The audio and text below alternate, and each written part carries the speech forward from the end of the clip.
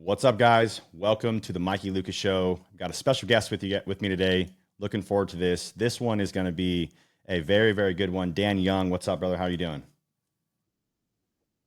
Love it, love it. Hey, so Dan, if you guys don't know who he is, Dan is the owner of PC Laptops. As a co-founder of Ugly Unicorn, it's a crypto hedge fund. He's a father. He's a husband. He sat on the board of advisors of Intel, and has over a $500 million in sales transactions in his career. So Dan, your story has really inspired me, and I really wanted to have you on to share with the hurdles that you had to overcome coming to being first generation in America, and what that looked like, as well as now you're a very successful husband and father to your children, which I really care about.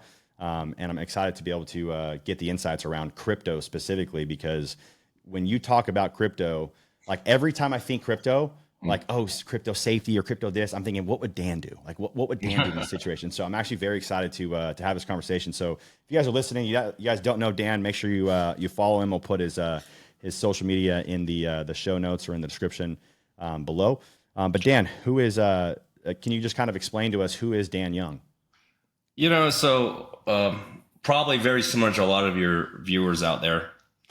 Was a very high energy young man when I was a teenager. Did a lot of stupid, bad things, of course, learning through that journey. But the good news is, like, took a lot of that energy and focused it at first towards learning sales, which is a big thing. But then how to do sales correctly to really leverage it into decades long benefit to other people, which in turn obviously helps myself and my family and all the employees that work on our teams. So I love to just share whatever I can to give you guys a head start and avoid some of the landmines that I stepped on. Yeah. So you can get there a little faster. Love that. Yeah, you put out a lot of content, like long form content on Instagram, and I stop what I'm doing and I make sure that I watch all of them. You'll just have your cell phone up and you're talking about something that just happened, and your insight is so pure. I absolutely love it. And I have notes of I'll watch your Instagram videos, the long ones, and I actually take notes on them, because I'm like, this is something that I need to know. Good. And really, people, it's tough though, because at first people are always questioning, well, what's the motivation? Like, is he trying to take my money, do a transaction, help me, hurt me?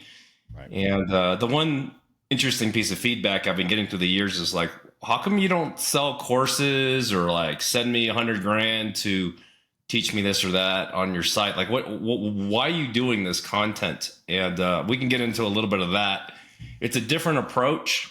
It's slower, meaning like doing that kind of benefit to other people doesn't immediately send you wires for millions of dollars. But, I think through time, you're going to see that it builds you hundreds of millions of dollars of value in your own pocket, but also the benefit to others, which is critical. Yeah, you don't see that a lot. Obviously, there's and I'm sure you get these too. But on my Instagram, my social media, all over the place, I get Diddy and like you're a scammer. I'm like, dude, first of all, like, we're not buying the comments like, we're not buying your course, dude. I'm like, first of all, if you were to go to my website, all my courses are free, as a matter of fact. So there's nothing for sale there. Obviously I do, I've done coaching and consulting in the past, but, and technically still do, but it's funny how people on the internet really hate when someone but I get it. I understand why, because there is a lot of, and you and I know a lot of these people that, seemed on the surface very genuine and actually cared about us and really leaned into that persona, and come to find out now they're in prison. Or a complete scam artist. And it's understandable. I get it, but there is good people. And that's why I'm having you on the show, because you're one that needs a platform that continue to push you up so that people are protected, especially in the crypto space. But you've got so much more experience than just crypto. So I don't want to limit your expertise around crypto. I mean, scaling companies, scaling teams, being a husband, being a father, like, all of those things are notable, are noteworthy, and I'm just very excited to speak to you about that. So, Excellent. Tell me some. One of the things I really truly like to talk about, and this honestly is just for me personally, but I know that a lot of my listeners are either about to get married, are married, or aspire to be married. So can you just talk really quickly about your relationship with your wife and how, as an entrepreneur, how that's what the hurdles you guys have had to go through and some of those breakthroughs that you've had within your marriage and your relationship? It's actually not that complex of a formula. I've been married now over 32 years. I got married when I was like 19, and that's pretty young. But really, it was I was going to college, right, and met her there. And the interesting thing is, I mean, she was lower middle class family, community college. Me, I didn't have that much money at the time, and so it was a blessing to meet somebody when I didn't have a lot of resources. And that's interesting because then it really fueled her motivation. The problem that I see now is a lot of entrepreneurs, when they hit 30, 40, 50, or whatever it is, once they have all the assets, you sometimes attract the wrong crowd. And I can give some of the young men out there some filtering questions to screen who you are.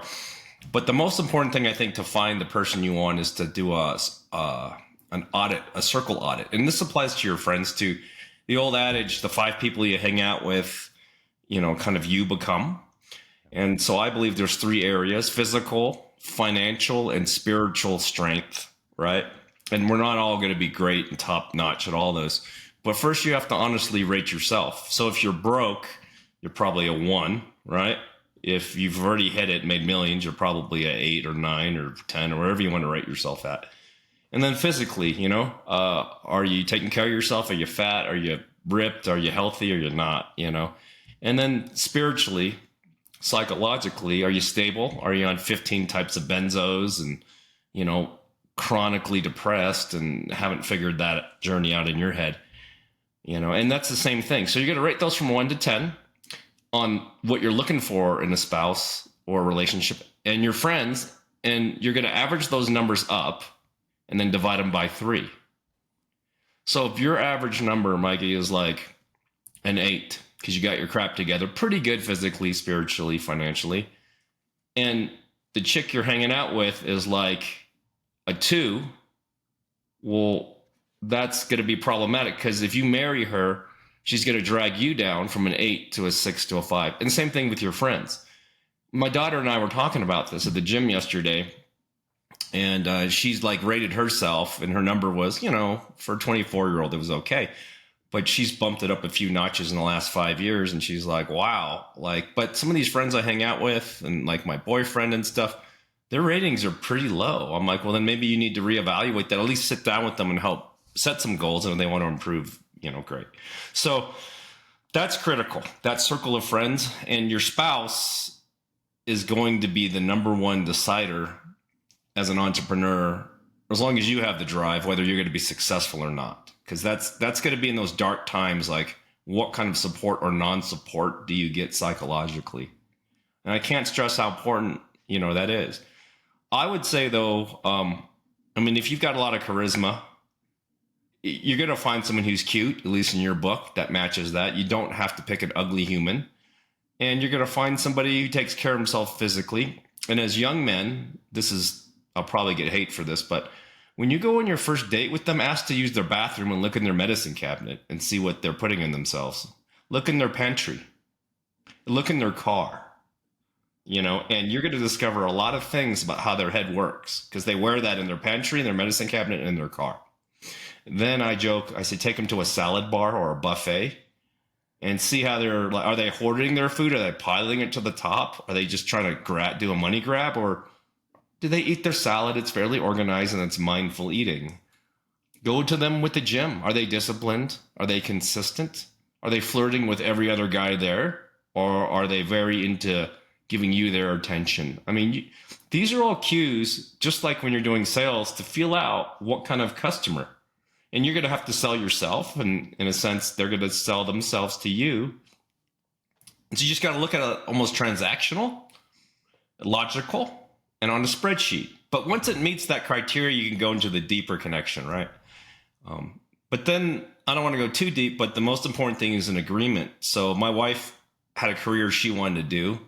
She was a great salesperson, and I was a great salesperson. But I said, long term, do you want to have kids? What do you want?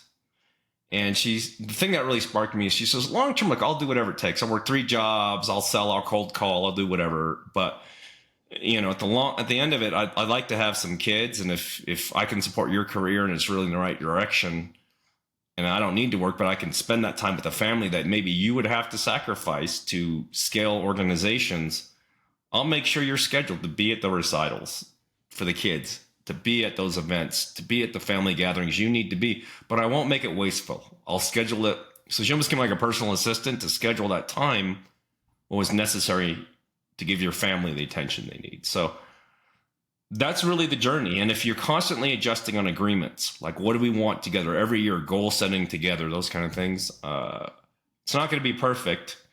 And there's going to be hormonal shifts. We got married at 19. When women typically hit their late 20s, there's a hormonal shift. When they hit kind of like their late 30s, 40, there's a hormonal shift. When they hit 50, there's a hormonal shift.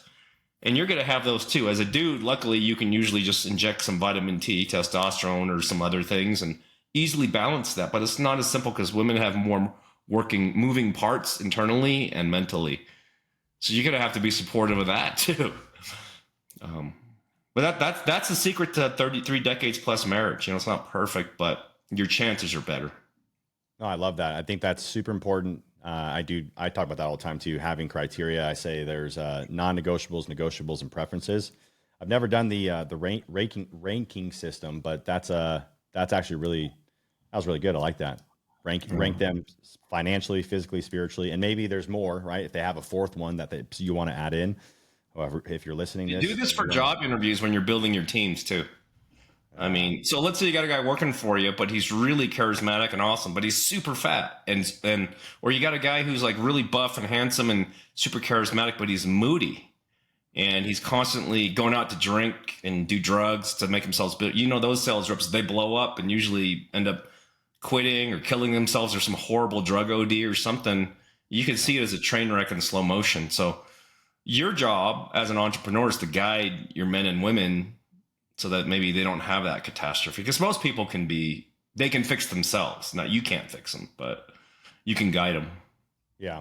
Yeah. There's something that because I was that person, I tend to be, when I was hiring sales guys, I tend to be more, I guess you can say, compelled or attracted to the people that have the problems. And I don't feel like I can fix them. I do know that now. I used to think I could. But the guiding them and showing them what a potential future for what their life could be if they put in this amount of work or half the amount of work or a quarter of the amount of work, this is what they can get.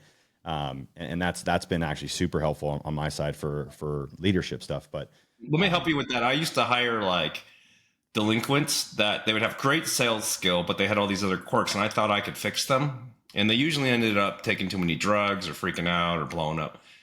What I've found in my older age now is like partners, like my hedge fund partner, Bridger Pennington, is very stable. There's a guy named Colton Weingarten. He's president of four of my companies, and I hired him 13 years ago. And these guys were already awesome, meaning they had figured out a lot of their problems, and they had already figured out this roadmap, like I talked to you about, in their own way. And these are partners that you could be partners with literally for life until you're like 800 years old, You would trust them to that level because they've already been consistent with their families, with their teams, and the things they've built. So it's almost like hiring an A player. But the problem is this: you can hire a delinquent for a lot cheaper and they can make you more money as a sales rep out the gate. Like, I can put you on commission and you can crank. But sometimes you actually got to pay more. You're giving them a huge, larger percentage of what you're doing because otherwise they would just be your competitor. Right? So those partnerships are critical. And if I could go back in time, I would not have hired all those rogues. I would have hired more stable, consistent people. And even for sales reps, let's say you have a guy who makes you $100,000 a month in gross profit selling whatever he's selling. I would, instead of having 2 or 3 guys like that, I'd rather have like 10 guys that are bringing me $50,000 a month in profit that are great for decades and aren't like sneaking and stealing and questioning and lying to people. It's just not worth the shortcut. But then again, it's going to take your get rich agenda to a lot longer timeline. It's going to take you 10 years instead of like 3. So what do you want? Long term, short term. Yeah, that was it's funny. We were talking about that before the show and the pre-show. We were speaking about that, and that's I mean, I'm running through like 5 or 6 scenarios where I realized that I did that, and eventually the cat got let out of the bag, and those guys had to be fired, and so that's you know a change of direction of finding out. And I have every person before they get hired, when I was running my sales teams, would read the book Strength Finders, and I would understand I wanted to understand what their strengths were, because that would really help me know how can I lead this person, and what do they actually need. But yeah, that's awesome, dude. I really Those appreciate that. fireballs are going to end up being your competitors or embezzling from you most of the time.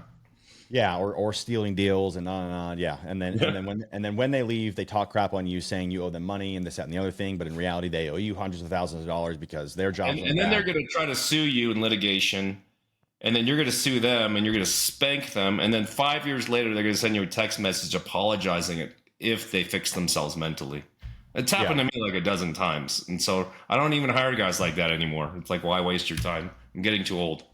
Yep. Yep. Yeah. I'm probably not half your age, but I'm about half the occasions of that, and it's interesting because that definitely changes the direction of who I have around me, and I as you are very successful, when you said, show me your 5 best friends, or show me your 5 most acquaintance people you're around the most, and that's the average of you're the average of that person in all of those areas, spiritually, physically, financially, emotionally.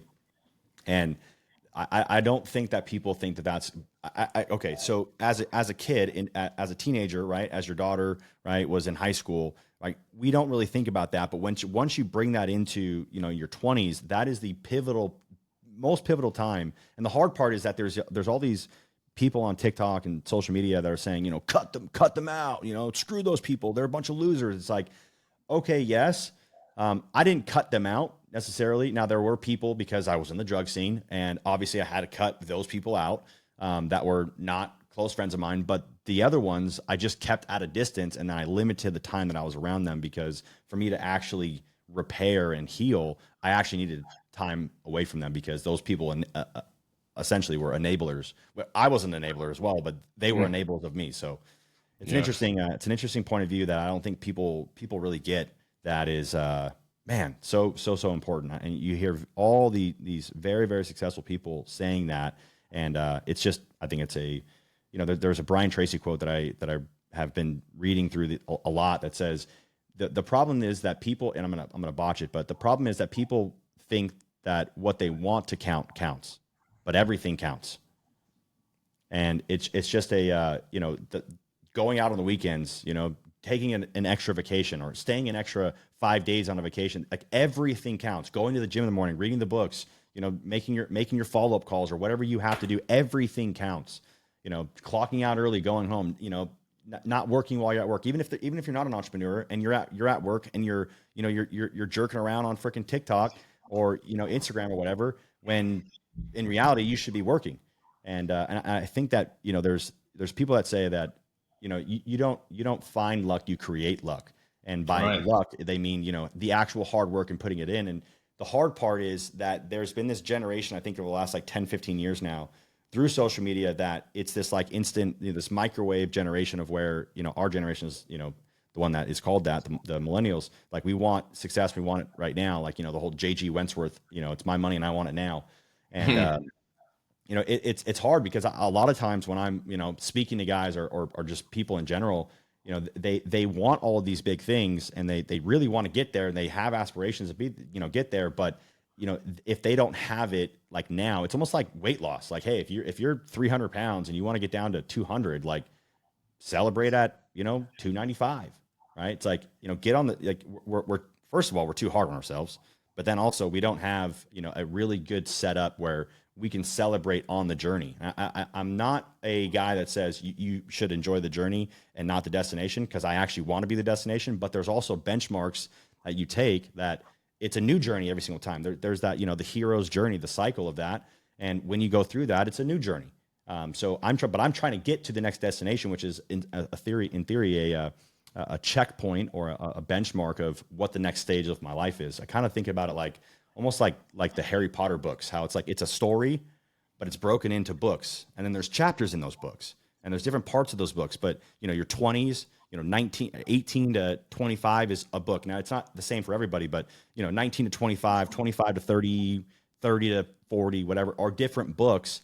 And when you look at it that way, you can I think be more grateful. In my experience, be more grateful for measuring backwards instead of just measuring the gap and realizing, oh, I'm not a billionaire yet. And especially if you want to do it right, like we were talking about earlier, is if you want to do this right, you want to be a successful entrepreneur and actually make an impact in the world, like really, truly, like it's going to take time, and it's going to take, sometimes people get lucky, they hit the lottery, they get in a relationship, and all of a sudden, they get a position and they thrive from there. But other people, it's, you just hear this all the time, the Andy Frisellas, the Gary V's, and all of these people yourself, it took you sometimes 10, 15, 20 years to get, ultra wealthy, or in the eyes of your community, successful. And it's a very hard thing. So what would you say to the younger entrepreneur, the aspiring entrepreneur, like around that time frame? And I call it, like, instead of delayed gratification, I call it delayed return. So what are your ideas or concepts around that? It's just a lot of the times when you're young, you think, okay, I want to buy a Lambo and a Ferrari and get a jet and have a bunch of homes. So I ended up getting 12 exotic sports cars and 15 homes. And I was like, this is a lot to think about. I got to insure this crap. I got to maintenance. I got to hire a guy full time to wash this shit. And for me, when I actually drove, like, I got into this new Lambo, my first one in 2001, this Diablo SV, giant fin. And I'm like, driving this thing, I'm like, this is actually kind of lonely and unentertaining, because everybody, like, suddenly looks at you as like this disingenuous rich guy. But then, I mean, everyone wants a picture with the car and stuff, but it's shallow. It's almost like trying to find a wife at a strip bar. Like, it's probably not, it's just a waste of time. And so at the end of the day, I mean, maybe everyone has to go through that phase as an entrepreneur to realize what it feels like when you're there. And then it's kind of like, people documenting their vacations in Bali and an underwater hotel and in Dubai and all this garbage. And it's like, wherever you are, and you choose happiness from your perception of actually what's happening around you. So I would recommend everybody watch Star Wars, the first 3 original ones, and look at the stages of a Jedi, from Luke Skywalker to Darth Vader, Anakin, turn to Darth Vader, to Yoda, to all these people. And an entrepreneur's journey and its ultimate evolution is going to be like a Yoda living in a little hut, enjoying his beef stew or whatever, and just being happy that he's in a swamp. Or Kenobi living with the sand people in the desert and having time, and mentoring and those things. But everybody wants to go from what they call their blaster stage, where they're just shooting everything, to their lightsaber stage. And soon it's actually the combat that doesn't happen, the restraining from those things, and actually moving planets with your mind, on that level, that is most rewarding and influencing, like, destiny. And that's, you can't tell a 20, 30-year-old guy to simply just be there, because you have to grow into that person. And maybe you need the Lambo, maybe you need the jets, and you need 15 homes and all that stuff to say, this is a lonely existence at this level, and these things bring no true happiness. That's a tough one. And then it kind of pisses everybody off, because they're like, oh man, this guy's crazy, senile and old now. But maybe it takes 20 years for a lot of people to hit that point where they have that realization. So people go, so first thing when you talk to a client, hey, what are you doing for vacation? What are you da da da da da da? Now, the vacations are cool, but it doesn't really matter whether you're just going to go hiking or go to Disneyland or Bali.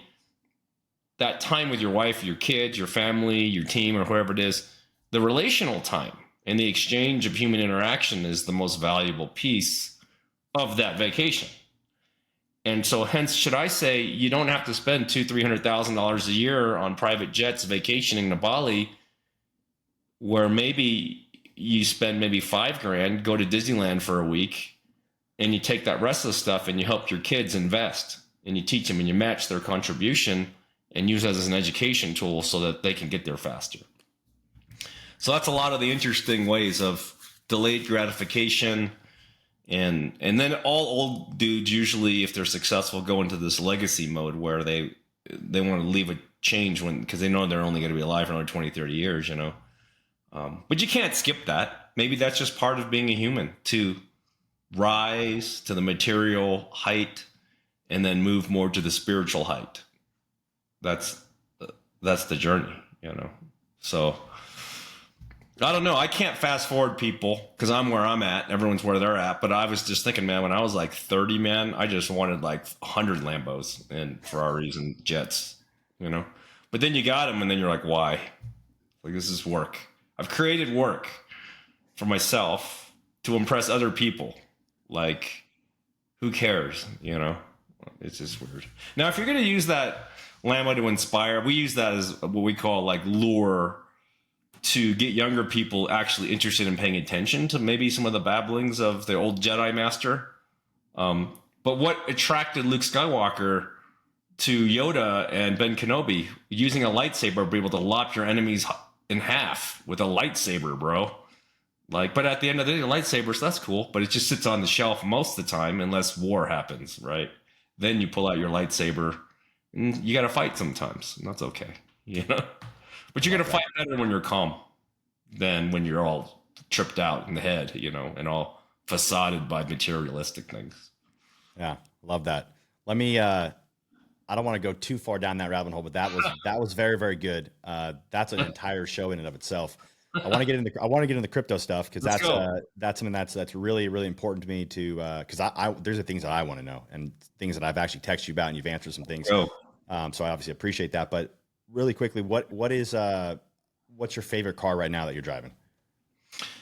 Now, at this point, this sounds crazy. I sold most of my exotic cars like almost a year to 2 years ago.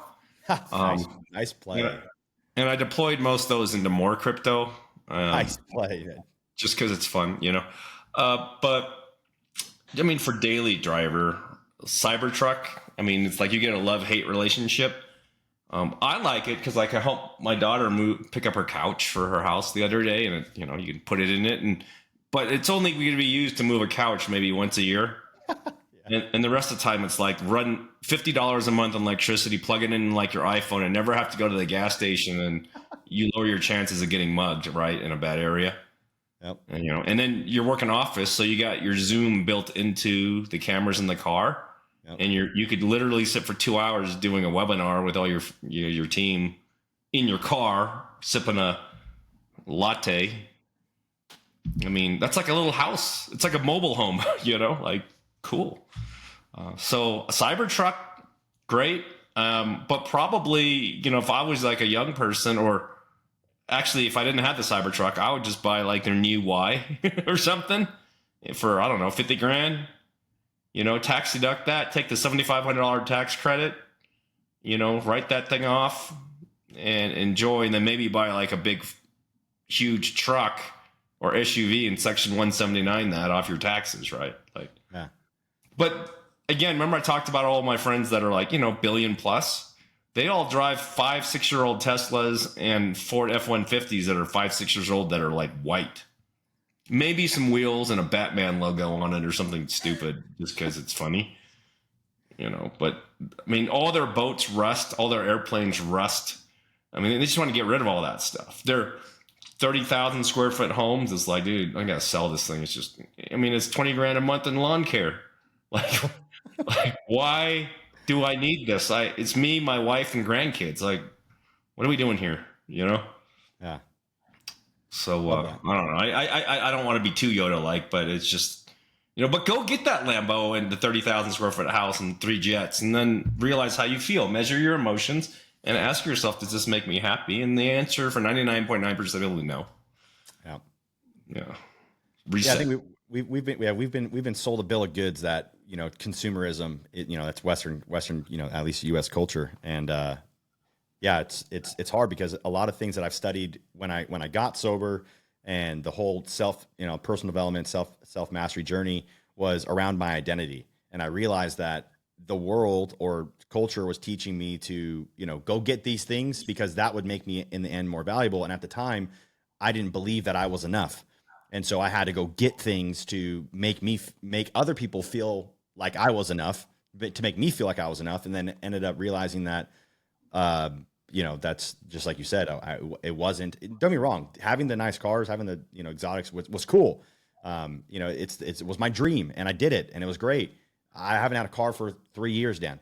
But if you're a single young man in your 20s and 30s, did you know that a Lambo, a Ferrari, and 2 jets and a 30,000 square foot home is not the right bait to attract the spouse that you want, really? It's not.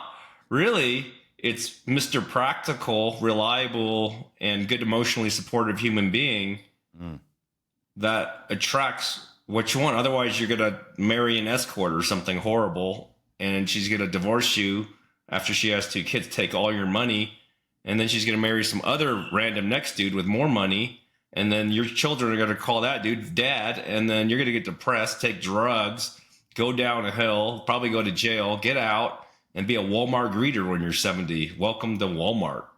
And feel like you have nothing, no family, no children, nothing. So isn't that a horrible reality that you're actually could be attracting by attracting your significant other and your destiny by those flashy things?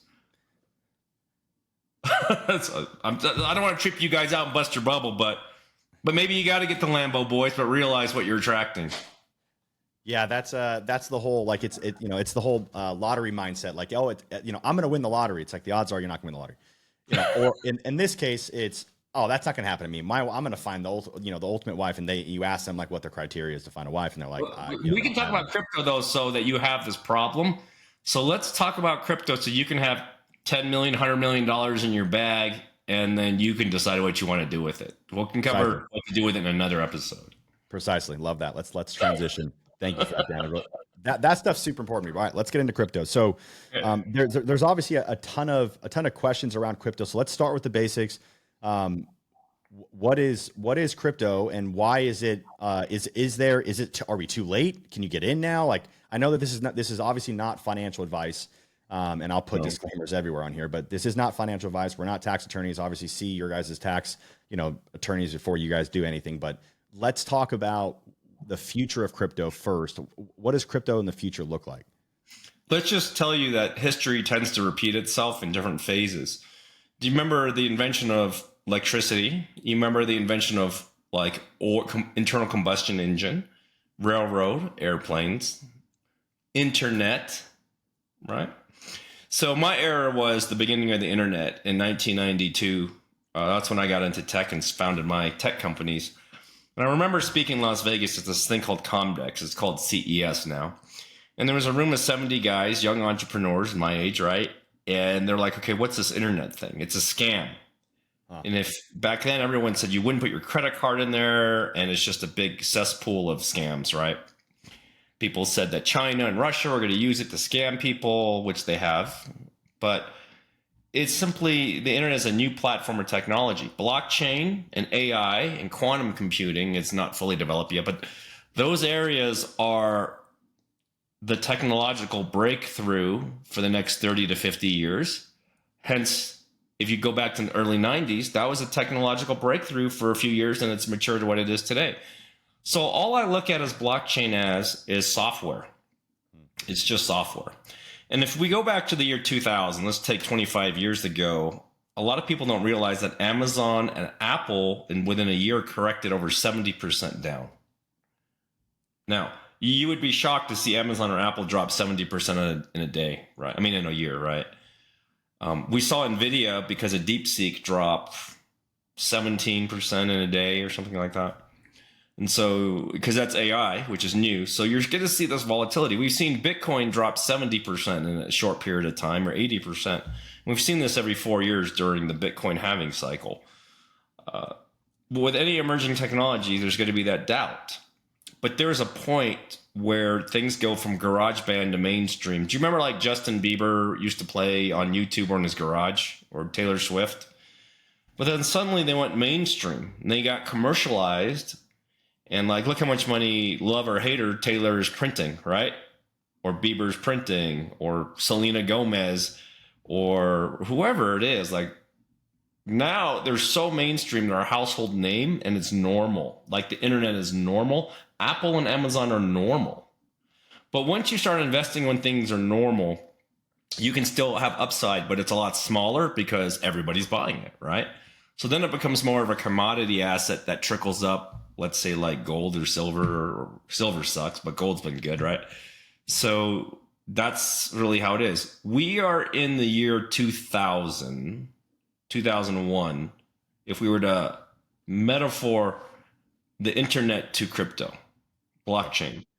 And so right now people go, well, Dan, what's your prediction on Bitcoin? Again, this is not financial advice, but if my crystal ball were functioning, there's two alternatives. Every 4 years is a Bitcoin halving. That's where the Bitcoin mining difficulty becomes twice as hard. And the barrier in 2014, I built the biggest Bitcoin mining facility in South Jordan, Utah. And at the time, Bitcoins we were mining for $170 to $300 in electricity per Bitcoin, and we were just mining tons of them. And people back then were skeptical. Boy, Bitcoin's a super scam. Well, now it's floating around 100 grand, right? It'll probably in this cycle, because every 4 years that halving happens, and a year after that, you usually take a bull run, and then smaller tokens go up within 6 to 12 months after that. So we've taken the Bitcoin run, and it'll probably organically run to like 120 to 150. I think probably in the next year, 8 months to a year. And we could see it drop to 70 grand from 104,000 today. And that's normal. And you can't freak out about it. It's just what it is. But what's crazy, though, if the government releases a strategic reserve, then you have mainstream. But you already have mainstream signs. You have BlackRock and Fidelity that dropped their Bitcoin and Ethereum ETFs. So the government, even the previous Biden administration, they had to approve those ETFs, right? And we realize all the companies that drop the ETFs control, 15 to 20% they own 15 to 20% of the S&P companies. Right. Some crazy number around there. You got to verify that, but it's like large. And so the government, so if the S&P dropped like 90%, what would that do to the U.S. economy? It would devastate it, right? Yeah. But that's probably not going to happen because now Bitcoin is incorporated. And so the strategic reserve is big. All the states right now are moving to start crypto strategic reserves. Utah has, Texas is going to, all these things, right? And so now, okay, we're on the verge of mainstream, but it actually hasn't happened yet formally. But if the president, with different projects he has, not counting his meme coin, but even if you just look at the private companies like that World Liberty Financial and stuff, they've accumulated almost a few $100 million in crypto, and he controls a lot of that, right? Now, he probably is letting Barron and his kids and all that run most of it, which is fun. And I know a couple of the guys that run those projects, and that's smart.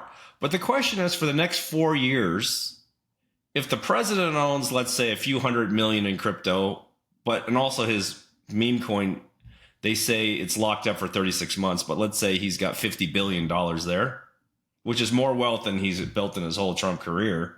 Yep. What is the chance of him making it, using every ounce of power he has to make it mainstream? I mean, that's more of his. Right now, if we added those things up, 99% of his net worth is not real estate, it's crypto. The president of the United States of America.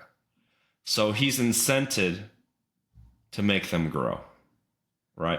And if it was the president who brought us into the internet era, you get a big award for that, building the U.S. infrastructure, being the internet technology leader, which we are still, the technology leader of the internet. Imagine what his name will go down in history as if he brings us into the blockchain leader of the world. And everyone follows us as a secondary. Right. Because it's all still based on the U.S. dollar. It all exits to that. So that makes our country stronger. As long as we have big nuclear missiles and battleships, the U.S. dollar will outpace almost every other currency in the market. So that's the broad view. And so the wind is in the sails. The leader of the known, world is most powerful country in the world is very pro, and 99% of his assets are in that. So what do you think is going to happen in the next decade, or even 4 years or 2 years? Yeah. It's pretty darn obvious. Now, are they all going to be winners?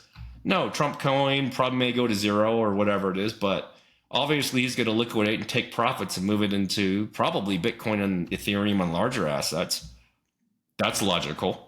But think about this. When you and me do a deal, let's say we do a real estate or gas, oil deal or anything, if we make an extra million in a year, we're not just going to like leave that typically completely in that project for decades. We're going to peel off some profit and move it into real estate, gold, crypto, stocks, hard assets.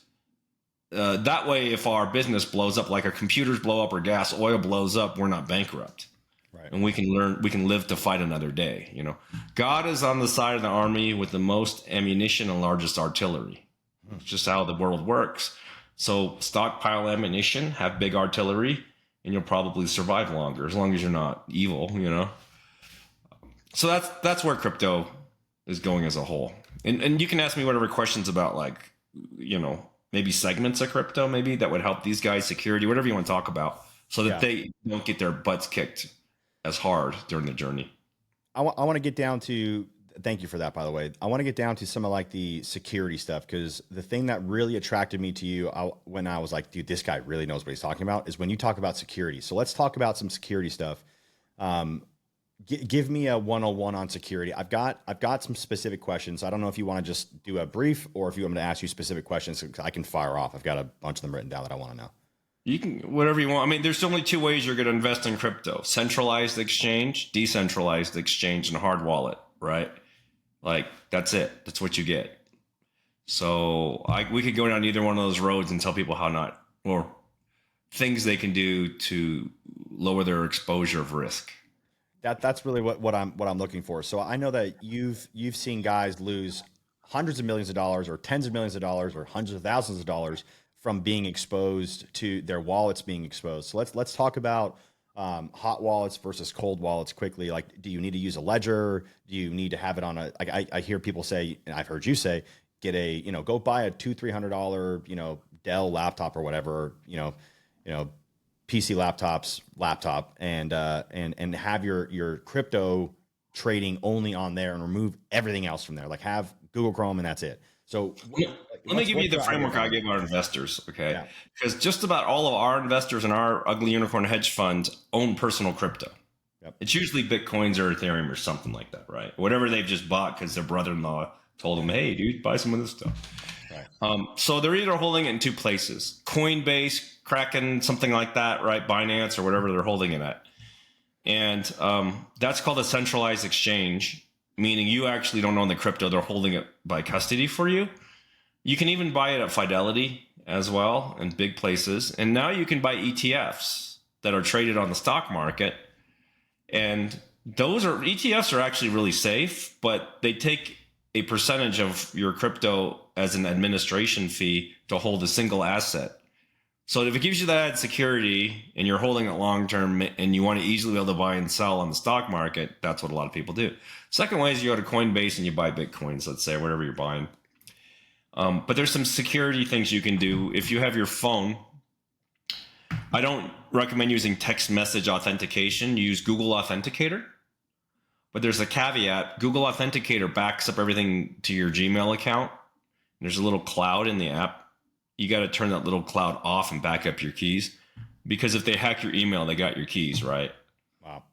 For your security. So that's important. Now with Coinbase, what you can do is what's called a whitelist, or it's called an allow list. And then you have to pre-authorize addresses you can withdraw your crypto to. So it's almost like your checking account. You can say, it's connected to this credit union to make my card payment, and that's pre-authorized, but you can't randomly send anything anywhere. It can go to this pre-authorized, you know, ACH or wire address, right? The reason why you want to do that is that usually to add a new address, if someone hacks your account, it takes usually 24 to 48 hours. So if there is a breach, like you feel like that is, you can call them and lock it down, or go into your app and lock it down. So that's Coinbase. And that's fine for a lot of people for smaller amounts. It's publicly traded. It's not guaranteed to be safe. They do sell a thing called Coinbase One, where you can get up to like $250,000 in some sort of insurance from them for their premium Coinbase One package, and you get cheaper trades. So that's Coinbase in a nutshell. Now, hard wallet, it's going to be like a Ledger Nano X, a little USB device. You don't need to get the $500 one. It just looks fancier. It doesn't do much more. But that's where you're storing crypto long term, and you control the keys. And remember that hardware piece isn't the be all. You got to get a seed phrase. It's 12 to 24 words. That that's your code key. So literally, you don't need that hard wallet. If you were to escape to, Nicaragua, got an airplane, as long as you knew those 12 words, you could restore that to a key, a hot wallet, a hard wallet, doesn't really matter, right? And you can have $1 billion with you that nobody could stop you from taking with you, right? So that hard wallet is not a bad way to go. The physical hard wallet is just a great way to validate transactions and have to push a couple buttons so you don't do as many mistakes, right? This is a little bit more advanced, but there's a thing called approvals. So let's say you were crazy and in 2021, you bought a bunch of Bitcoin and you bought a bunch of NFTs or Ethereum and that. There's a thing called open contract approvals. And that means that, like, if you went to OpenSea or wherever you were going to buy an NFT at the time, it opens up an infinite access, let's say, to your Ethereum. And until you manually do a transaction, it's called a contract closure or approval revocation, that could be open forever. So I had a friend, he had like 200 million in Ethereum, and he woke up one day and he had like $2 million less. And he's like, what the hell happened? Well, he had an infinite approval to a certain token he forgot about from 5 years ago, and they stole it 5 years later. And so if you don't understand that, you're probably better off using a centralized exchange because you're going to get whooped, Now, for hedge funds, there's deeper levels of security. We use like biometric authentication, hard wallets with 3 separate people at 3 geolocated location and devices to approve. You got all this crazy layering, but that's when you're investing other people's money. Like if I'm investing your money, I got to take every step necessary to make sure it doesn't get stolen, because if it does, I look like a stupid manager, but I'm in charge of being the security guard of that and our team. So, but most people don't do that because you might have to pay $50,000 a year for the servers, the devices, hire 2 other full-time guys to validate. It's just like, nah, most people don't want to do that. Unless you have, let's say, 20, 30 million in crypto, why would you want to do that? So that's the layers, and on my Instagram page, I go through some of the more detailed ways of how to set those things up. But sometimes people get their ass kicked setting those things up. So example, one guy had 200 grand in Coinbase. He watched my video. He bought a Ledger Nano X and he typed in the wrong address to send his Bitcoin to his Ledger key. Oh. And he lost 400 grand or something. And I'm like, dude, did you watch my video? It says do a test send $5, make sure it gets there, and then send little chunks over, or bigger chunks. And he was like, yeah, but I was so excited because I just got it and I just typed it in wrong. I'm like, you got to do a cut and paste, and you got to do a whitelist, and you got to, and do a test send. And he goes, well, I skipped all the steps. Can I get it back? I'm like, no, you've lost it because you sent it to somebody else, probably North Korea or something. Super sad. And so for a lot of our investors, they hold personal crypto, and I'll give them some tips, but you got to go through these test steps to not hurt yourself, right? And the easiest way, like one guy had $1 million in Coinbase, and I'm like, well, just withdraw that to your checking account at your bank that's already connected. So if you have $1 million, you sell it, you pay your taxes on it, you got $1 million, and then he's like, oh yeah, he did that, and then he sent us $1 million to our hedge fund, and then he gets his report every 2 weeks. He's like, okay, I don't have to stress about it anymore. So it's a lot of times a convenience factor, because a lot of home gamers will buy 10, 20, 100 crypto, but let's say they're running a business, they're not wanting to spend 10, 12 hours a day reading the news about 40 positions. That's just too much brain damage. Right. That's a full-time job, right, for a team. But you always hear about these guys. I'm going to build my own house and be my own contractor. Have fun, dude.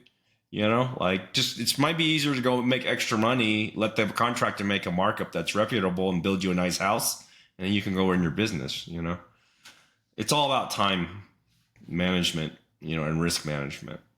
I love that.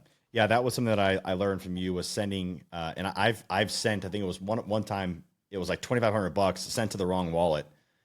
And I was, or sent to a wallet that there wasn't a wallet there. I was able to recover it. It was through this, like a meme coin project, like some nodes and stuff like that. I did get my money back on it, but They ended up getting hit by the SEC like everybody else did, or a lot of these other projects did. But yeah, I was like devastated. I was like, oh my God. So moving forward, I started doing $5, $10 transactions first to make sure they got it, and then, or make sure I got it, and then I would send the rest. Smart. Do that. Yeah, dude. I'm like, I'm still like, okay, they got the $10. Is this correct? And I'm not an expert in it, and it's sketchy a little bit, if you will. It's literally like giving a teenager like an AR-15 and an AK-47 and a couple Glocks and being like, hey man, have fun, figure those out, dude. Yes. With no instruction. And dude, you're probably going to kill yourself if you're a little kid and you got all these machine guns and pistols and yet no one's taught you safety. Yep. Like you got to blow your leg off or shoot your friend or something stupid. Like you don't want to engage with that unless you know what you're doing. Dangerous. Gun safety and crypto safety is actually a very, very good comparison. I really like that, actually. Once you pull that trigger and you fire it off, you've sent it. Yeah. There's going to be potential consequences, positive or negative, when you do that. So on both sides of the coin. So let's talk really quick. So we can dive even deeper in that, but that was really good. So I really appreciate that. Yeah. The crypto safety stuff, okay. So why should you not have crypto on your cell phone? What are you saying here? Well, let's say you have crypto on your cell phone on MetaMask. Okay. And you don't have good security protocol set up. You just have it on your MetaMask.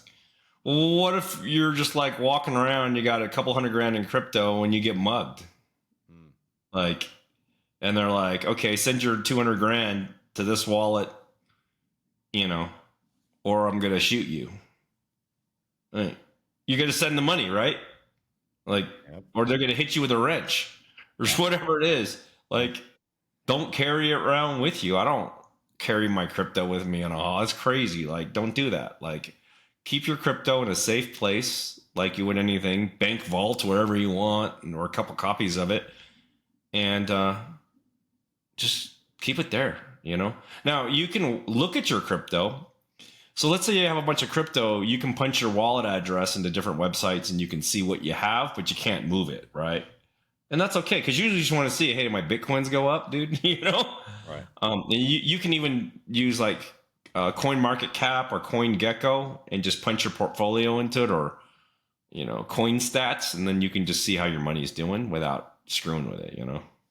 I can type in your wallet and I can see what's in your wallet. You're saying? Yeah, if I had your wallet address, I can see everything you have. That's nice. Beautiful thing of blockchain. It's pretty public, right? That's actually really cool. And so that's how I forget what it is. I think it's on X. There's a like the big whale one. There's a whale one that talks about like what big transactions are. So I'm assuming that's how they're seeing that, because they're tracking the big transactions because it's public, and then they're saying, okay, this person moves a lot of money, and then they post about those. Is that kind of what they're doing? Yeah, I mean, right now you can see what Trump's holding in World Liberty, right? You can see like what he's buying. Really? This is what the president's buying and his little company he's involved with. Okay, cool. Okay, can you see what Nancy Pelosi is holding? There's websites, though, that you can see her trades, because she has to publicly disclose her trades. But they want to ban Congress from trading stocks, but they're just going to trade crypto. Right. Like, they're going to move out. If they ban Congress from doing stocks, they're just going to do crypto, because, well, the president's doing it. Right. And, and most of Congress is crypto pro. And you can make money a lot faster in crypto than most traditional stocks. So you can lose money faster. But the thing is, if you're creating the laws on crypto, the laws for stocks are pretty much out there, and they tweak them once in a while. Sure. But this is the group of people that set the law on crypto. And if they can trade crypto, I mean, that's great inside information for them. Not for us, but them. Right. And I don't even know if they have to disclose their personal crypto trades. I don't know if there's legislation yet on that. Maybe there is, but I haven't seen Nancy Pelosi's crypto wallet. I don't even know if she owns any. Huh. She probably does. Probably. All right. So what do you think about Jamie Dimon saying a couple years back that he would fire anybody at JP Morgan if they bought Bitcoin, and then 4 days later he goes and buys a couple $100 million worth of Bitcoin in Europe? Well, Larry Fink, CEO of BlackRock, hated Bitcoin for a minute. Now he loves it, right? Jim Cramer, don't follow his stuff, like do the opposite of what he does probably, but he hated it. Now he loves it. Like, you got all these people now that are just getting on board. The reason is they just don't want to miss the mainstream. So Jamie's busy and Larry Fink is making sure they have the infrastructure to benefit from the crypto rise. So they're going to love it as soon as they're set up for that. Right. I mean, you're not going to promote anything until at least you have involvement in that. Right. It's like, why? What's the motivation? You're going to be anti it because you want to buy it on the cheap. You know, and once your rails are in place and you're like, okay, if it doubles, I'm going to make, double, or I have a leverage, I'm going to 10x. Then you're going to be like, oh, it's great, dude. I mean, that's just how people are, self-serving for that kind of thing. Yeah, that was really annoying when I saw that. I saw the same thing with the oil companies when they were trashing solar, and then come to find out they were investing hundreds of billions of dollars into solar. I was like, oh my gosh, you guys are on another level. Okay, so what are your ideas as we try to land this plane? What are some of your ideas around the SEC attacking all these crypto companies, and why do you think that they were doing that? And what is the future of that? Because a lot of people invested into different startups or coins and whatnot, and ended up losing all of it. Not like FTX, but there's a lot of these. Like wasn't XRP was put lawsuits by SEC. So why was that? Then was that this whole like essentially rug pull of them saying crypto's bad, we're gonna get you, we're gonna tank it, they're gonna get in now? Do you think that is how that whole thing played out, or what's your ideas around that? Yeah, the previous SEC chair, Gary Gensler, is no longer in that position. Thank God. And he probably was given directive by his bosses to really tie it up, until the government could figure out how to engage in blockchain correctly. And again, if the U.S. government cannot benefit financially and regulatory wise, and they're still running, the government moves slow, right? So they got to write these laws, and how are they going to get tax people on it? How are we going to prevent consumers from getting ripped off? So they just wanted to stall out for time. Luckily, but the thing is, it didn't happen quick enough. And so Trump's like a fast moving guy. He's a business dude, right? So he's like, let's fire that guy. Let's get a new guy. And I'm going to actually, 2 days before my presidency, launch my own token.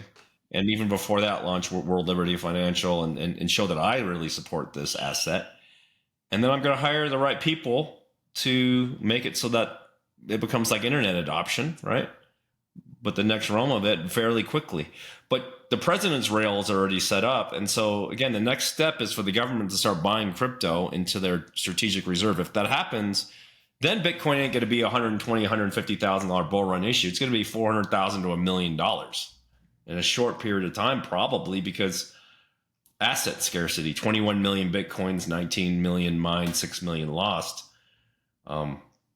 I mean, gold's a great example. Gold's like $2,700 right now. I mean, I was buying it during Y2K, year 2000, for $325 an ounce.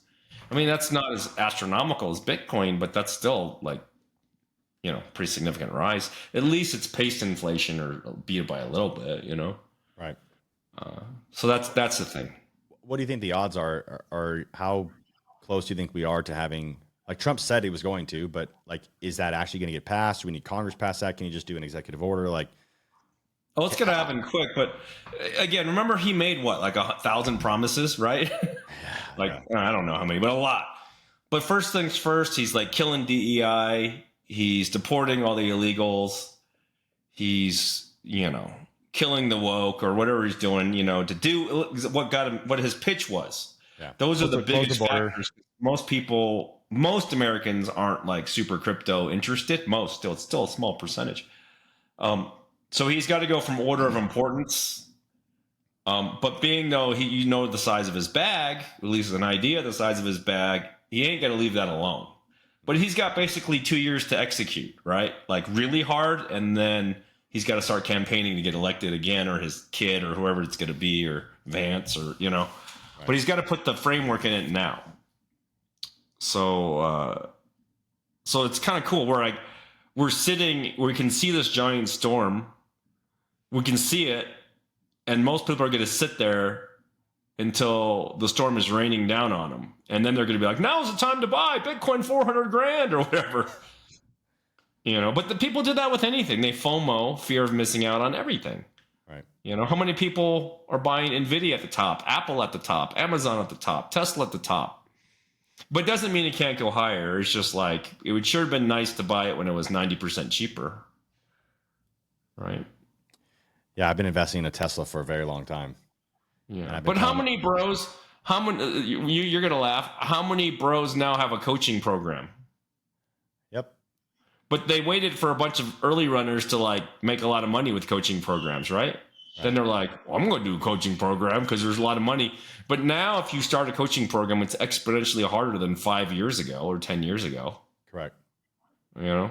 But most people got into coaching programs instead of their normal business because their normal business was hurting a little bit, right? So they're like, I got to make money. Why not do coaching, right? Yep. You know, so it's like you get to see everyone chasing it. Yeah, no, that's super interesting and definitely reality. Let's let me ask you this. So if I've got or if I want to get into crypto, what are the exchanges that I should like? What are some of the exchanges that are noteworthy? Like you have Coinbase. Should I have a MetaMask? I have. So this is what I have. I've got Coinbase. I've got MetaMask. I've got a Ledger. You know, am I okay? Am I exposed? Like, okay, so a couple of things. First things first, Coinbase, if you're going to buy a whole smattering of coins, is publicly traded on the U.S. stock market, and they're one of the biggest ones in North America, right? I think I read that the U.S. government is using them sometimes for on and off ramps, and BlackRock is using them too. So the chance of them blowing up is probably less than some small exchange. And I talked about the security things you can use there. So that's good for just newbie, right? yeah, If you want to get into the MetaMask or the hard wallet stuff and all that, you can.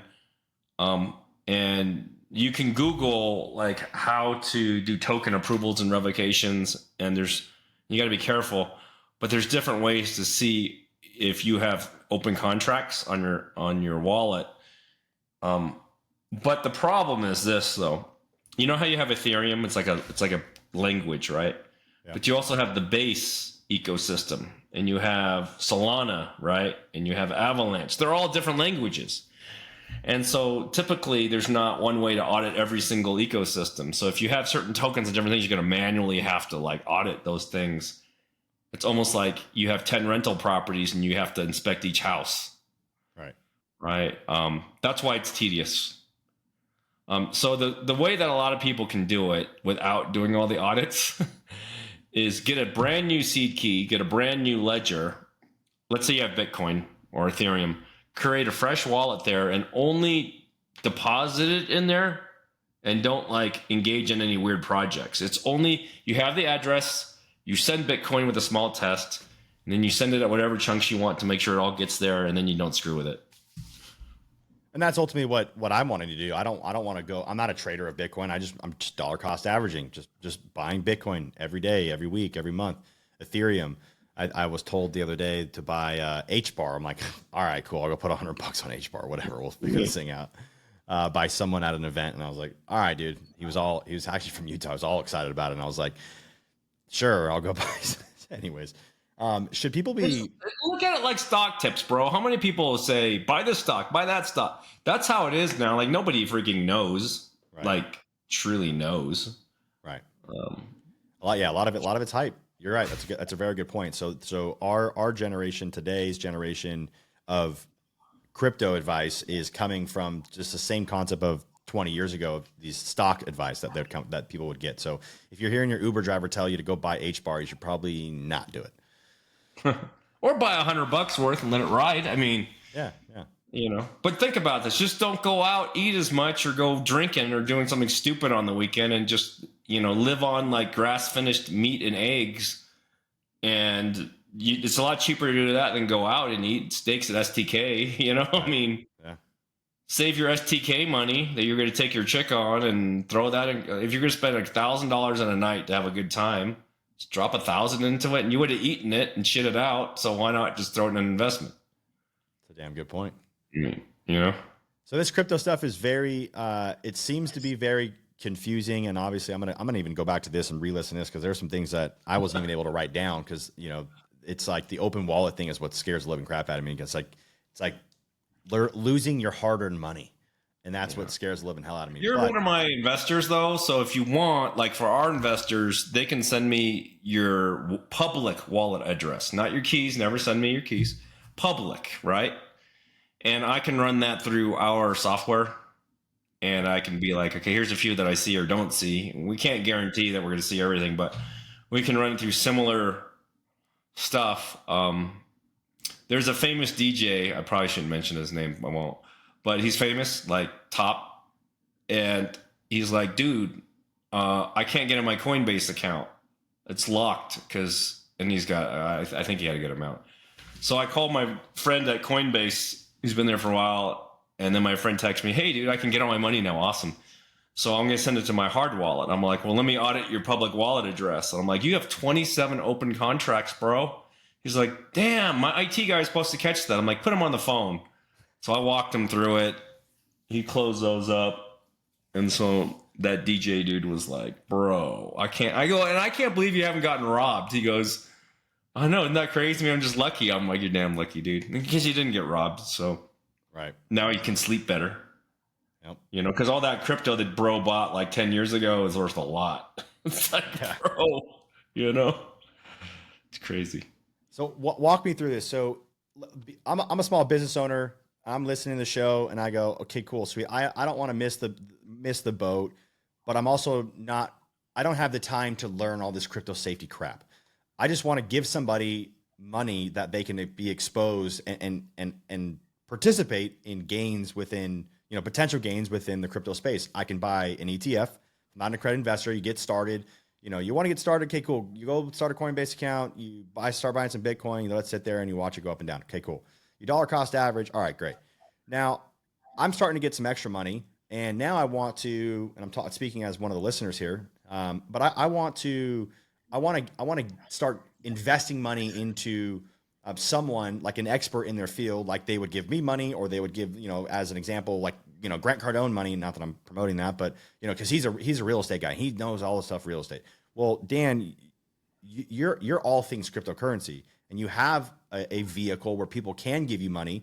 And so why, first of all, just explain to me I really want to know I already know what it is, but for the listeners, I want to know what Ugly Unicorn is. And I want them to know, and it's what I was for a very long time, Dan. I was so anti-financial advisor until I met a guy who manages billionaires' money. And I started realizing that, oh, these really, really wealthy people, they do have financial advisors. They just don't have the 99% of them. It's just like insurance. Like they don't have the regular insurance. They got this like crazy insurance, right? They don't just have an LLC. They got this like trust and holdings companies and so I realized that ultra wealthy people do pay people to manage their money for them. So the people that are listening usually are small business owners or salespeople, and they don't have a ton of time. Now they do want to make money on crypto, but for the people that can invest with you that are credit investors, what are they getting? Like what is the whole concept? What's the philosophy around the Ugly Unicorn Fund? So here's the deal. One is to detach emotion. Okay. So let's say your bro told you to buy H-bar and you put a 500 grand in H-bar and then it drops 90% and you're like, this is garbage. I'm selling it. You lost 900 grand. You're sad. You have trauma. And you're like, screw this crypto stuff. And then you just go do your normal business. But then crypto rises, 1,000% in 5 years. And then you're like, why didn't I hold my H-bar? Yeah. So emotional management's a big one. I think the second one is diversification of portfolio. So some people would say, sometimes we'll get a couple investors say, dude, Bitcoin went up more within this time period than, let's say, your fund did. And I'm like, yeah, of course, you can hold Bitcoins. I already told you. But Bitcoin is a front runner. But you don't need us to buy Bitcoin. Right. I mean, we have a little bit, but it's not like for the fund. We are investing in mid and small size crypto with a lot more up potential, with a lot more down potential. So if we could have exposure into, let's say, 40, 50 positions, and we're watching this thing like every day, and be able to watch long-term capital gains, short-term capital gains, yield and staking income, and position it how we would do it for ourselves, if you like that, our goal is over 5-10 years to give you more consistent returns than a single asset, right? And, some people can win by buying one token and being like, dude, this token, 10 grand turned to $10 million. That happens. But it's like, that's the stories that are just stories, but like how long? It's kind of like your buddy who's a pro poker player, or they think they are. And he talks about how much he made in Vegas. Look, 10 years from now, he's probably on drugs, married a hooker, and lost all his money, right? I mean, because he's too emotionally swept and thinks that he's unstoppable. Our job is, you know how Warren Buffett is with Berkshire Hathaway, like consistently, boringly grow? Yep. That's what we are. We're not emotionally exciting, but we just tell you where you're at, where you're going. And then the idea is year after year, you don't have to stress about it. Because the question is, I had one guy, he's a potential investor, and he's a small investor, like thinking about putting like a couple $100,000 in or something. And that's fine. But I'm like, he's like, dude, I've earned 42% for the last 2 years. And I'm like, that is awesome. How have you done for a decade? And he goes, well, I don't know, but I think I can do really good. And my text response was, well, maybe we're not the people to manage for you since you're so advanced, dude. Like, do that, and then awesome. And if we're a right fit for someone you know who doesn't want to watch it every day and spend 8 to 10 hours a day watching 50 positions, then that's great. So it's more about time savings. How much money do you make at the business you run? He's like, millions. I'm like, so for the amount you have exposed there, you want to put that energy in your business? You want us to do it? I mean, and then his response was, that makes sense a lot, dude. Let me think about this. I'll probably work with you guys. Because I think the guy's probably spending 8 hours a day on it, and his wife's yelling at him. And then meanwhile, his guys at his business are like, dude, why aren't you showing up to help us and lead us to get us to sell more stuff? You know, again, it's easy as an entrepreneur to get distracted. So, you know, it's like cleaning people for your house or contractors to build something for you. It's like, what is your time worth? And yes, we make a percentage of gains. So if someone gives us $100,000, $1 million, a million, whatever, just if it goes up, only if it goes up, then we take a percentage of that profit, separate from a management fee. And so we have to perform. Otherwise, people won't invest with us. And no guarantee. I mean, we could lose. In fact, we have called a private placement memorandum, and it's really thick. And it's all the disclosure saying it's super risky, speculative asset. You could lose all your money. Crypto could be, get killed by quantum computing or whatever it is. I don't know. But as things evolved, we'll create the security measures to update to current technologies the best we can. And being that I've been into crypto a little over 10, it's been 11 years. 11 years in crypto is like being in real estate for 50 or 100, because it's not that new. I mean, it's super new, and real estate is not that new. And so there's not a lot of experts. There's not like a college you go to and they're like, how to do crypto security and, yielding and all. I mean, there's just like, you only learn that from getting your butt kicked over 10 years or winning, right? Yeah. So they're buying experience, right? No, it's really important. I really like that. Yeah, I make more money in my day job, my business, than I do in investing. But I think that the main concern there is, number one, they want to get rich quick because they don't like where they're at, which is okay. It's understandable. You go through those seasons as an entrepreneur, but at the same time, you have to look, in the future, 5, 10, 20, 30 years from now, like investing your own money. Okay. So maybe investing whatever, 10% of your portfolio into crypto that you're going to day trade or whatever. Okay. I understand that. But the people that I'm talking to, they're investing like 60, 70, 80, 90% of their portfolio trying to day trade into crypto, and it's slowing them down because it's gambling. And I'm from Vegas, and I see this, like, I'm just like stunned. I'm like, oh my God, dude, these people like actually think they're invincible. And anybody could have made money from 2020 to 2023 in stocks. Now all of a sudden they're investment geniuses. And the people that you talk to, the people that I talk to, because we obviously both, have funds that invest people's money. But it's so like the American investor right now, I'm so like confused because I feel bad because they're just going to get slapped around. Like they think that the game is not rigged. The game of money is rigged, and it's rigged by the people, the market movers, the people with the money. And it's sad, honestly. I'm like, dude, these people are just going to lose like all of they don't think that it's going to happen to them. It's like, well, here's a funny story though. There's a guy named Ryan, one of our investors, and he gets on stage and he talks about how everybody scammed him all the years, and he's really verbose. He goes, Bridger and Dan, only people have really made me money in the last 5 years I'm invested in the long term. He goes, everyone else may have a good year, but then they lost me a bunch of money or went to zero. And he's like, that's weird. He's like, but I love these guys. And the interesting thing is, he doesn't even, like, the biggest investors, they give you more than $1 million. They have done the research on the last 20 years of let's say what I've done. And they're like, okay, the chances of him doing good, if he's done good for 3 decades, are okay. 3 decades is a long time in tech. And it's funny, he gives us his million, and every year I always ask him if he wants to reinvest, and he goes, no, I treat this like a real estate property. And so, like in 23, I think we made him 53%. So he gave us $1 million, made 53, and he's just like, at the end of the year, he like takes it and buys a Lambo or something, because he's like 12 Lambos or something. And then this other year in 24, very volatile year, we had huge dip and then great, and then he got, it was like 30 something percent and whatever. And he's just like, yeah, just send it to me, And then I met with him the other day, and he's like, that's pretty good. So it's been 3 years now with this particular investor. And he's like, it's just weird. It's like Christmas. Like, I get it. And he goes, being that he owns a lot of real estate and he owns businesses, he's like, dude, you guys on your PPM say 20 to 25% target, somewhere in there, right? That's what we're telling people during good and bad. And he's like, so if you guys return like 50% more than that or double than that, that's a pleasant surprise. And I'm glad you guys didn't tell me you were going to make me 2,000% in a year, because then I would have been disappointed. But being you targeted, let's say 20%, and you sent me 53%, I love you guys, man. He goes, and people get so spoiled nowadays, and like a 53% return is insane.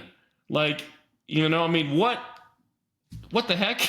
That's like unfathomable. Like that's crazy. So that's what we're trying to do for clients, is consistently target that 20 to 25% over a long-term period. And look, if we pull some magic and the strategic reserve comes and they get our investors get some exponential return in the year, then that's great. It's Christmas. They'll all go buy some more Lambos, realize they don't want them, and put it back in the fund. I mean, I don't need this Lambo. I have 12, but that's a trophy to feel good that you did it. And then you have it for 2 weeks, and then you decide you don't want it, and then you go buy like a Cybertruck so you can Section 179 it, right? Yep. Or like a giant F-150, 250, Oh yeah. It's weird. It's fun, but that's what we're about. And I post on my Dan's Millionaire Code. That's my Instagram. A lot of people ask about LinkedIn and stuff, but I like Instagram. It's just kind of fun because I can do personal stuff, and you can have direct communication with people and answer questions. And I don't use somebody to manage my messaging. It's me. So it's personal. And you can actually talk to a lot of people very quickly. I set an hour aside a day, answer all the DMs, and then I get to it in an hour the next day. That's not that much time to build relationships with people. Right? Yeah. I love that. I love that about you, that, you're not necessarily the longest to respond, but you do respond. Yeah. And, it's cool when you're like in there, and I can see that you're actually active and live inside of Instagram. I think that's it's an honorable thing that you actually answer back. It's really awesome. I do the same thing. Yeah, but if they're like investors or friends, then usually I give them my cell phone number, right. And that's like instant response. It's like, right. Hey, bro.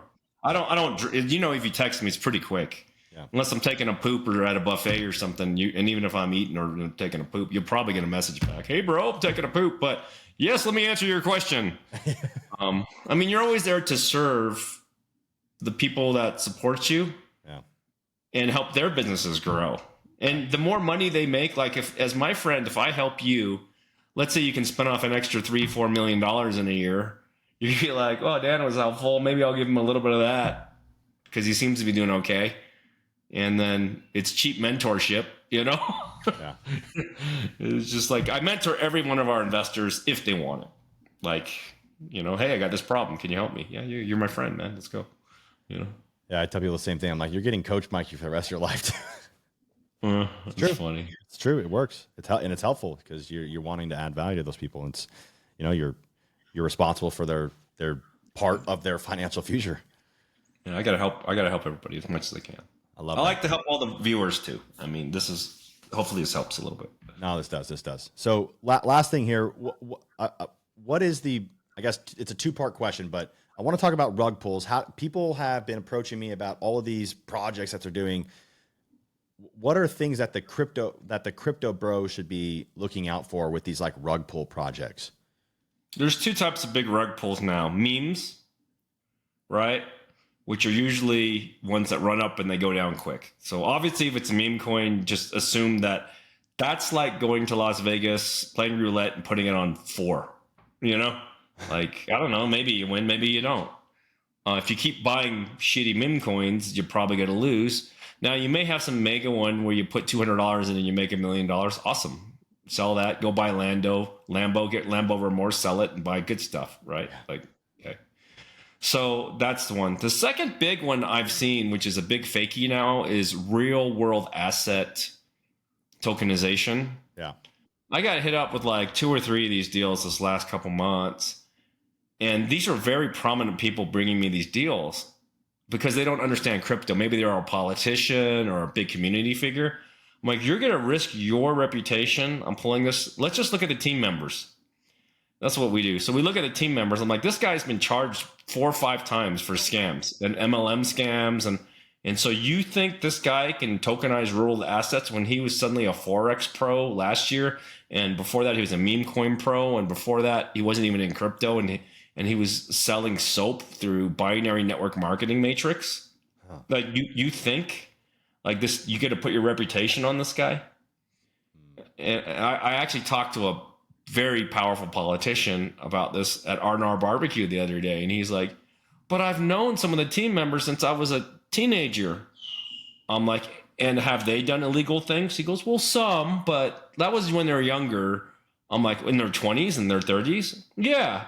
I'm like, well, damn, the dudes are 40, 50 now. And if they scam people in their 20s, 30s, what's their chances they're going to scam someone in their 40s? They're not, people don't change all that much from 40 to 50, you know, or 30 to 50 if they blatantly illegal scammy, you know? He's like, well, will you look at it? And I'm like, yeah. I'm like, but let me just tell you about real world asset tokenization. Yeah. Where's the money coming from? Is it magical? Are the returns bigger than those actual real world assets pay in real life?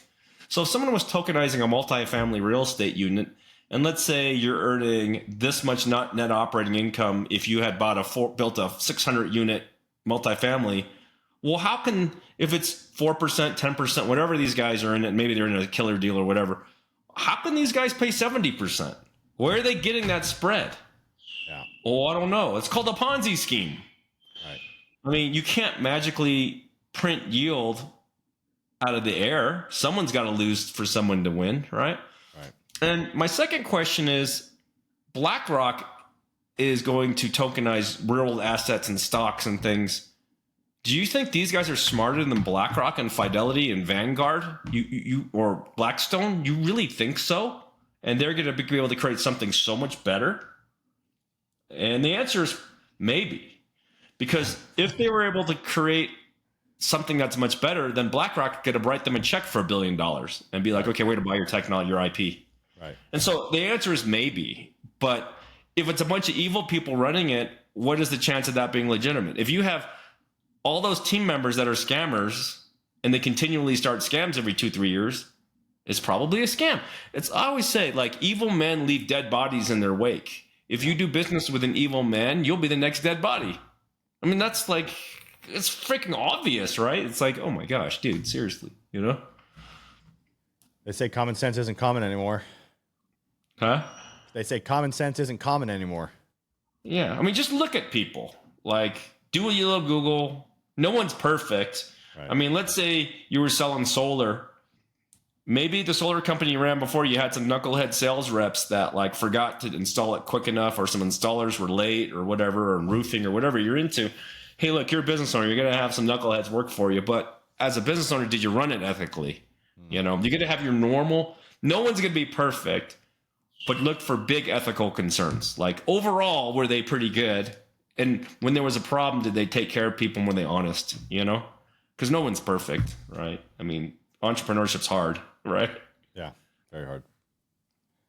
No, that's actually super important. I've saved us a lot of headache by just doing a simple Google search, not even paying a private investigator to go find out stuff. Just simple Google, you could see, lawsuits. Most of that stuff is public, and even then, if you're talking about a substantial amount of your portfolio, 10, 20, 50% of your allocation, you should be spending some sort of money for a private investigator to look into that person. And I mean, that's something that I've preached from the mountaintop for a very long time, and it's saved us a lot of misery.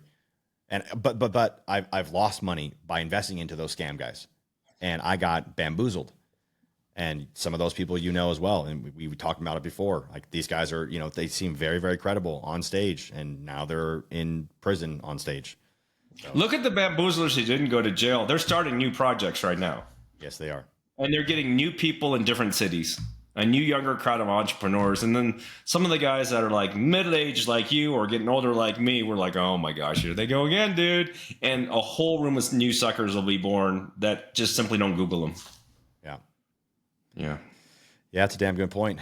Well, Dan Young, you've been a super helpful person for me in my life and career. I think I don't know if you remember or not, but at one of the events you were speaking at in Utah, you were coming in, and I worked for this company, and there, you were like, hey dude, I want to get some coffee. And I like ran with you to go get some coffee, and we sat down. I don't know if you remember this or not, but we sat down and you told me, I was just like stunned I was like, dude, you don't even know who I am. And you just like gave me this book of knowledge of like where I could potentially look at for some like macro trends of investing. I don't know if you remember or not, but you're like looking into almost like it was a private credit and secondaries market kind of an investment. And it just blew my mind. I was like, I didn't even know that was even possible to make money in that area. And your ability to see trends and then leverage those trends and even then make a trend out of that is one of the reasons why you're so successful. So appreciate that. I expect nothing. As you know, sitting down, I'm just giving you this, fine. But in life, if you do that, if you truly help people without an expectation of return, I believe like you will probably make me 20, $30 million in the time we know is in our lifetime, maybe $1 billion, I don't know. Because like, well, he gave me some stuff and it actually worked, and he didn't want to get paid for that. And it really helped me. Now I'm teaching people this stuff. And so he's credible. Trust is built. I actually feel guilty that I haven't helped him as much as I can. Let me see some things I can help him with. And so, but you don't have to ask for that. The universe, God has created it so that like people are wired to help somebody who helped them without an expectation.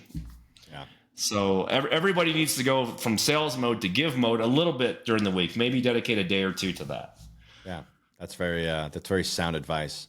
I wrote down wisdom 3 times. The amount of wisdom that is inside of your head and inside of your heart that you have lived is exponential. It's awesome. Dan, you're a great individual, great human. I look forward to continuing to watch your success and investing into your success because Dan, you're a really good guy, and I really appreciate you being on the show. So thank you. Thanks, man.